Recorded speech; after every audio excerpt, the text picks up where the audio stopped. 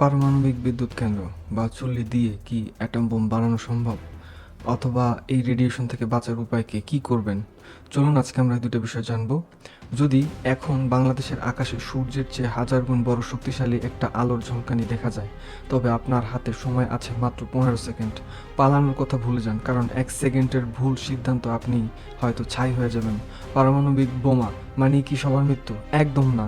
এই ধ্বংসযজ্ঞের মাঝেও যারা বেঁচে ফিরবেন তারা কোনো জাদুতে নয়, বরং বিজ্ঞানের 3টি গোপন সূত্র বা ফর্মুলা মেনেই টিকে থাকবেন। ঢাকার মতো জনাকীর্ণ শহরে এমন পরিস্থিতি তৈরি হলে আপনি ঠিক কোথায় লুকাবেন? জানলে হয়তো আজ আপনার জীবন বেঁচে যেতে পারে। এখন অনেকের মনেই একটা প্রশ্ন জাগতে পারে, পারমাণবিক বিদ্যুৎ কেন্দ্র বা চুল্লি দিয়ে কি অ্যাটম বোমা বানানো সম্ভব? এর উত্তর হলো হ্যাঁ এবং না। চলুন সহজে বিজ্ঞানের ভাষায় এটিকে আমরা বুঝে নিই। পারমাণবিক বোমা আর চুল্লি উভয়ের কাজ করে একই নিউক্লিয়ার ফিশন পদ প্রক্রিয়ায়। প্রতিটি ভারী পরমাণু যেমন ইউরেনিয়াম 235 ভেঙে 3টি নিউট্রন বের হয়, যা চেইন রিঅ্যাকশন তৈরি করে, কিন্তু পার্থক্যটা হলো নিয়ন্ত্রণে। এখানে চেইন রিঅ্যাকশন অত্যন্ত সাবধানতার সাথে নিয়ন্ত্রণ করা হয়। চুল্লিতে এমন কিছু কন্ট্রোল রড থাকে যা অতিরিক্ত নিউট্রনগুলোকে শুষে নেয়, ফলে শক্তি উৎপন্ন হয় ধীরে ধীরে, যা দিয়ে বিদ্যুৎ পাই। আমি গত ভিডিওতে খুব সুন্দরভাবে আপনাদেরকে দেখিয়েছি এই মেকানিজমটি কিভাবে কন্ট্রোল রড দিয়ে কন্ট্রোল করা হয়। আর পারমাণবিক বোমার ক্ষেত্রে এখানে কোনো নিয়ন্ত্রণ নেই। 1 সেকেন্ডের লক্ষ ভাগের 1 ভাগ সময়ে কোটি কোটি পরমাণু একসাথে ফেটে পড়ে, যার ফলে তৈরি হয় সেই প্রলয়ঙ্কারী বিস্ফোরণ। তবে একটা বড় টেকনিক্যাল পার্থক্য আছে, সেটা হয়তো জ্বালানির বিশুদ্ধতা বা এনরিচমেন্ট।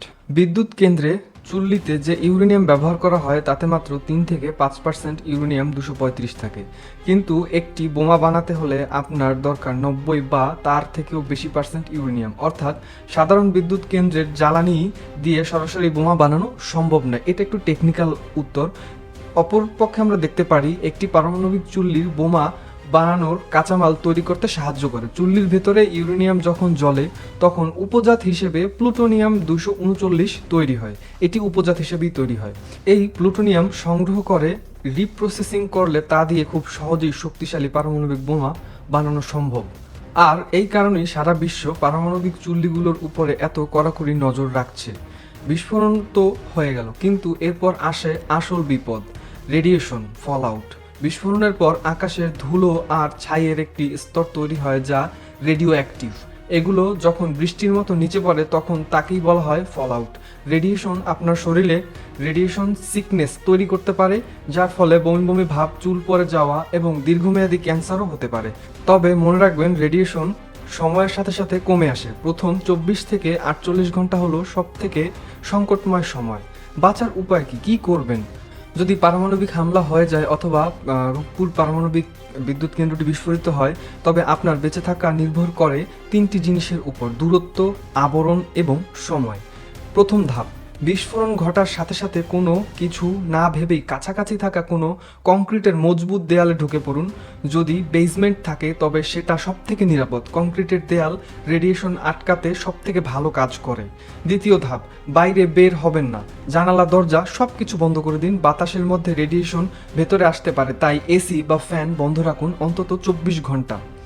ধাপ 3, যদি আপনি বিস্ফোরণের সময় বাইরে থাকেন তবে ভেতরে ঢুকে আপনার গায়ের পোশাক খুলে প্লাস্টিক ব্যাগে ভরে ফেলুন এবং প্রচুর সাবান ও জল দিয়ে শরীর ধুয়ে ফেলুন। মনে রাখবেন, গায়ের চামড়া জোরে জোরে ঘষবেন না, এতে রেডিয়েশন শরীরের ভেতর ঢুকে যেতে পারে। আমরা কেউই চাই না এমন দিন আসুক, কিন্তু সচেতনতা আমাদের জীবন বাঁচাতে পারে। আজকের ভিডিওটি ভালো লাগলে শেয়ার করুন এবং এই ধরনের আরও বৈজ্ঞানিক তথ্য জানতে আমাদের চ্যানেলটিতে সাবস্ক্রাইব করুন। দেখা হবে পরবর্তী ভিডিওতে। ধন্যবাদ।